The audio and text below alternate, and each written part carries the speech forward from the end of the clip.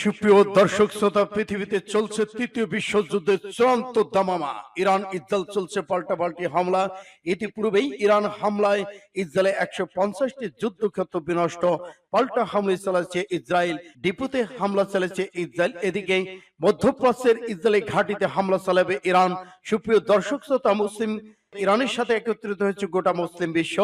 এখানে Iran, Russia এবং চীন একত্রিত, উত্তর কোরিয়া। এই যুদ্ধক্ষেত্রে মধ্যপ্রাচ্যে ঘাঁটিতে আক্রমণ, ইসরায়েলকে পৃথিবীতে চিরতরে মুছে দেওয়ার জন্য পুরো মুসলিম বিশ্ব একত্রিত হয়েছে। সুপ্রিয় দর্শক শ্রোতা, জানিয়ে দিবেন আপনাদের মূল্যবান মতামত। এই যুদ্ধক্ষেত্রে ইরান জয়লাভ করতে পারবে কিনা জানিয়ে দিচ্ছি শুরুতে সংবাদ শিরোনাম, এরপরে জানাবো বিস্তারিত।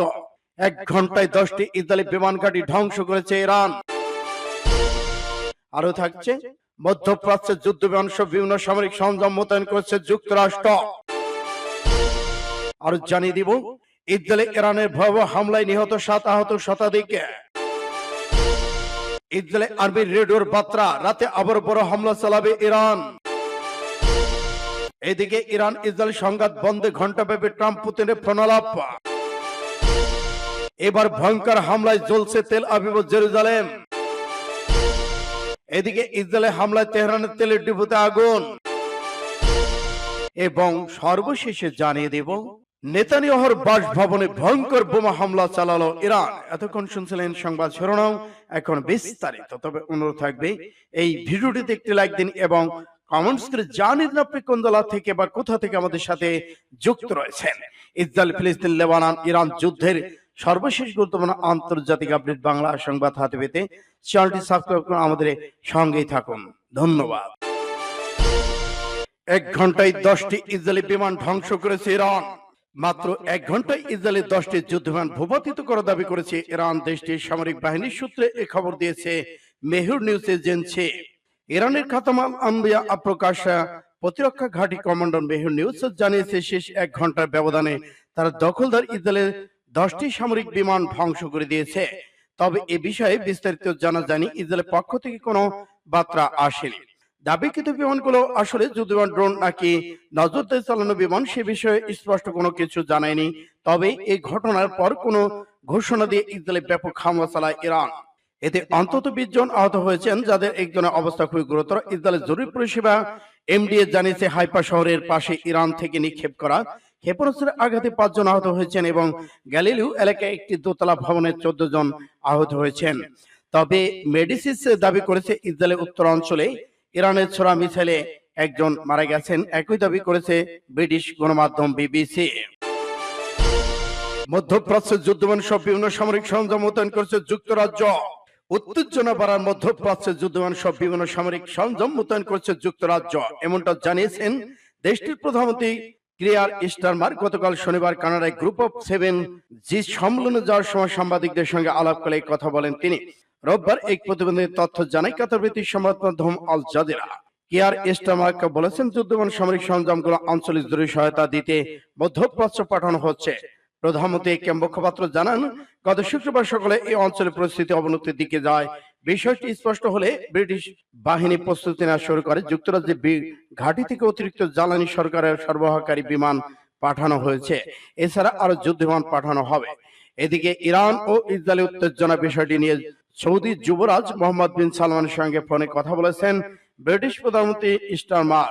প্রধানমন্ত্রী দপ্তর থেকে এক বিবৃতিতে জানানো হয়েছে, মধ্যপ্রাচ্যের গুরুতর উদ্বেগজনক পরিস্থিতি নিয়ে এই দুই নেতা আলোচনা করেছেন। চলমান উত্তেজনা প্রশমনে প্রয়োজনীয় নিয়ে এই কথা বলা হয়েছে। ইসরায়েলে ইরানের ভয়াবহ হামলায় নিহত 7, আহত শতাধিক। ইসরায়েলে নতুন করে হামলা চালিয়েছে ইরান। রোববার হামলায় অন্তত 7 জন নিহত হয়েছে বলে জানিয়েছে মার্কিন সংবাদ মাধ্যম CNN। এই ঘটনায় আহত হয়েছেন শতাধিক মানুষ। ইসরায়েলি পুলিশ জানিয়েছে, শনিবার গভীর রাতে দেশটির উত্তরাঞ্চলে একটি ক্ষেপণাস্ত্র পুড়ে 4 জন নিহত হয়েছেন। জাতীয় জরুরি পরিষেবা মেগেন ডেভিড অ্যাডাম MDA এর আগে 3 জনের মৃত্যুর সংখ্যা জানিয়েছে। পুলিশ জানিয়েছে, সরাসরি আঘাতে অস্ত্র পরে 40 বছর বয়সী 2 নারী এবং 20 বছর বয়সী 1 নারী এবং 13 বছর বয়সী 1 কিশোর নিহত হয়েছেন। তারা আরো জানিয়েছে, অনেকে বাসিন্দা আহত হয়েছেন। জরুরি উদ্ধারকারীর ধ্বংসস্তূপের নিচে আটকে পড়ে আছেন। MDA ইসরায়েলি পুলিশের মতে, ক্ষেপণাস্ত্র হামলা পরবর্তী ঢেউয়ের মধ্যে ইসরায়েলের বাত ইমাম শহর 3 জন নিহত হয়েছেন। এমডিএ জানিয়েছে একটি ভবনে আঘাত হানার সময় 60 বছর বয়সী এক নারী নিহত হয়েছেন এবং এর চারপাশে অনেক ভবনে ক্ষতিগ্রস্ত হয়েছে। এই হামলার পর মধ্য ইসরায়েলের বিভিন্ন অঞ্চলে 100 জনের বেশি লোক আহত হওয়ার খবর পাওয়া গেছে। সূত্র ফাস্ট টুডে। রাতে আরো বড় হামলা চালাবে ইরান। প্রথম দফায় ইসরায়েলে হামলা চালিয়েছে ইরান, আবারও ক্ষেপণাস্ত্র পাঠাতে পারে বলে ধারণা করছে ইসরায়েল বাহিনী। ইসরায়েলে হামলার জবাবে আরো ক্ষেপণাস্ত্র হামলা চালিয়েছে ইরান।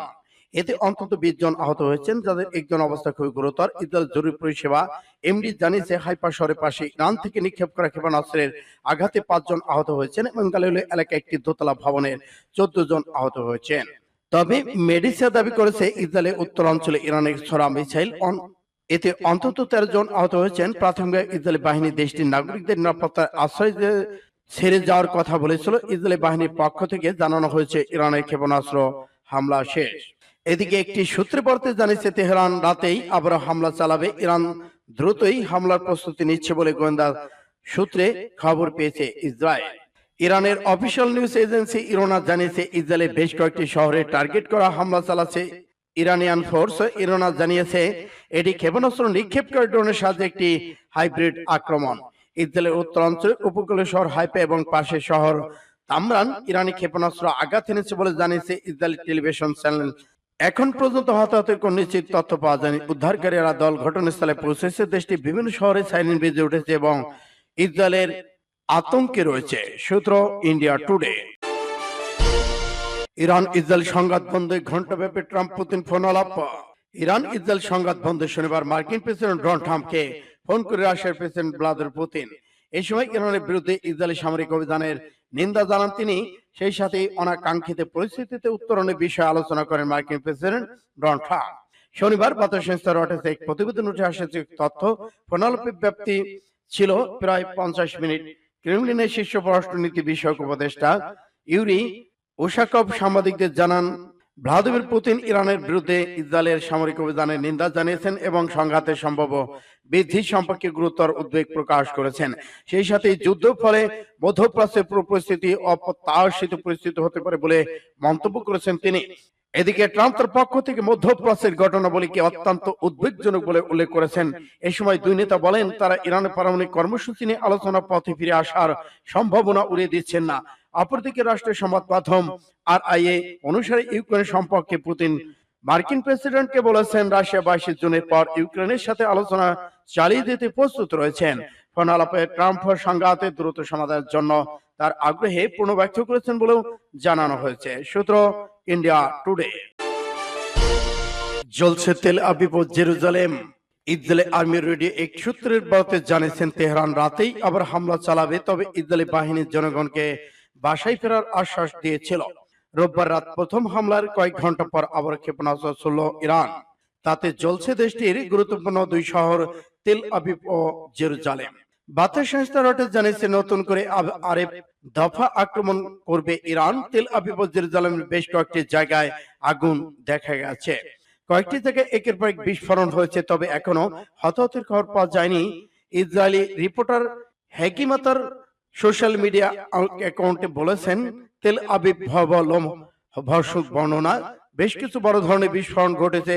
এদিন রাতেই ঘোষণা দিয়ে ইরান বড় ধরনের আক্রমণ চালায়। এতে 20 জন আহত এবং তাদের একজনের অবস্থা খুব গুরুতর। ইসরায়েলের জরুরি পরিষেবা এমডিএ জানিয়েছে হাইফা শহরের আশপাশ ইরান থেকে নিক্ষেপ করা ক্ষেপণাস্ত্র আঘাতে 5 জন আহত হয়েছেন। ইসরায়েলি হামলায় তেহরানের তেলের ডিপোতে আবারও আগুন। ইসরায়েলি বাহিনীর হামলায় তেহরান উত্তর পশ্চিমে অবস্থিত শাহরাম তেল ডিপোতে আগুন লেগেছে। সামাজিক যোগাযোগ মাধ্যম এক্সরে পোস্টে একটি ভিডিওতে এমন চিত্র দেখা গেছে। এই সত্যতা নিশ্চিত করেছেন আল জাজিরা। এটি ইসরায়েলি হামলার পরপরই হয়েছে বলে জানিয়েছেন সংবাদ মাধ্যমটি। ঘটনাস্থলে ভিডিও ফুটেজে দেখা গেছে কালো ধোঁয়ার বৃহৎ স্তূপাকারে উপর দিকে উঠে গেছে আগুন। ভয়াবহ মাত্রায় ছড়িয়ে পড়েছে এই আগুন। তেহরানের বিভিন্ন জায়গা থেকে দৃশ্যমান হয়েছে এবং শহরের বেশ কিছু এলাকা থেকে আগুনের ধোঁয়া অগ্নিকাণ্ডের ছবি সামাজিক মাধ্যমে ছড়িয়ে পড়েছে। শাহরান তেল ডিপো ইরানের একটি গুরুত্বপূর্ণ তেল ও গ্যাস স্থাপনা, যা দেশের অর্থনীতি জ্বালানি সরবরাহের জন্য অত্যন্ত গুরুত্বপূর্ণ। আগুন লাগার পর স্থানীয় কর্তৃপক্ষ দ্রুত পরিস্থিতি নিয়ন্ত্রণে আনতে চেষ্টা করেছেন। এদিকে ইসরায়েলি হামলার পর তেহরানে এই তেলের ডিপো আগুনে ইরানের অর্থনীতি নিরাপত্তার বড় ধাক্কা আসতে পারে বলে বিশেষজ্ঞরা মনে করেছেন। এখন পর্যন্ত আগুনের কারণে কোনো হতাহতের খবর পাওয়া যায়নি, তবে তৎপর কর্তৃপক্ষ আগুন নেভাতে কাজ করছেন। সূত্র আল জাজিরা। নেতানিয়াহুর বাসভবনে ফ্লাশ বোমা হামলা। মধ্যপ্রাচ্যের কসাই হুইটলার হিসেবে খ্যাত ইসরায়েলের প্রধানমন্ত্রী বেনিয়ামিন নেতানিয়াহুর বাসভবনকে লক্ষ্য করে আবারও হামলার ঘটনা ঘটেছে। এবার তার বাড়ির বাগান এবং ফ্লাশ বোমা নিক্ষেপ করা হয়েছে, তবে এতে ক্ষয়ক্ষতির পরিমাণ এখনো জানানো হয়। রোববার বার্তা সংস্থা রয়টার্স খবর দিয়েছে। এক প্রতিবেদনে বলা হয়েছে, শনিবার উত্তর ইসরায়েল শহর সিরিয়ার সিজারিয়াতে নেতানিয়াহুর বাড়িকে লক্ষ্য করে দুটি ফ্লাশ বোমা নিক্ষেপ করা হয়। বোমা দুটি ওই বাড়ির বাগানে পড়ে। ইসরায়েলি পুলিশের এক বিবৃতিতে বলা হয়, এই সময় সেখানে নেতানিয়াহু তার পরিবারে কেউ উপস্থিত ছিলেন না। ইসরায়েলি পুলিশ আরো জানিয়েছে, এই দুটি ফ্লাশ বোমা এসব বোমা সাধারণ যুদ্ধবিমান থেকে ছোড়া হয়ে থাকে। বিস্ফোরণের সময় ফ্লাশ বোমা বিপুল পরিমাণ উজ্জ্বল আলো ছড়ায়। এই হামলায় কোনো ক্ষয়ক্ষতির খবর পাওয়া যায়নি বলে দাবি করেছে দেশটির পুলিশ। আজ রোববার দেশটির প্রতিরক্ষা মন্ত্রী নেতানিয়াহুর ঘনিষ্ঠ ইসরায়েলি কাটজে এক্স পোস্টে বলেছেন, ঘটনাটি সব সীমা রেড লাইন অতিক্রম করে গেছে। ইসরায়েল নিরাপত্তা বিচারিক সংস্থাগুলোকে এই ঘটনার প্রয়োজনীয় ব্যবস্থা নিতে আহ্বান জানান তিনি। এই ঘটনার নিন্দা জানিয়ে ইসরায়েলের প্রেসিডেন্ট আইজাক হারজগ এর আগে অক্টোবরে একবার নেতানিয়াহুকে হত্যা চেষ্টা করা হয়েছিল। সেখানে লক্ষ্য ছিল তার বাসভবন। আত্মঘাতী ড্রোন তার বাড়ির দিকে উড়ে গিয়ে বিস্ফোরিত হয়, কিন্তু ক্ষয়ক্ষতি তেমন হয়নি। নেতানিয়াহু সেদিনও বাড়িতে ছিলেন না, ফলে বেঁচে গিয়েছেন। এরপর শনিবার আবার আক্রমণ শুরু হয়।